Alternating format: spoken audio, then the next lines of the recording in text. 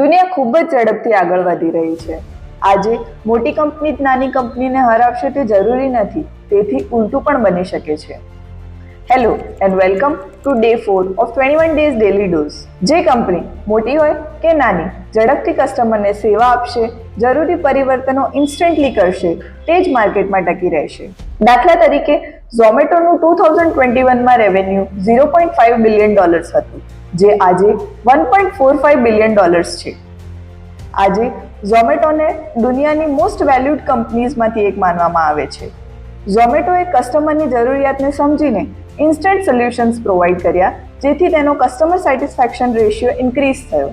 કસ્ટમરની જરૂરિયાતોને સંતોષવામાં જે કંપની ઝડપ કરશે તે જ જીતી શકશે. આજે સ્પર્ધા સાઇઝની નહીં પણ સ્પીડની છે. આવા જ એન્ટરપ્રિન્યોરશિપને લગતા વધુ વિડીયોઝ માટે અમારી સાથે જોડાયેલા રહો.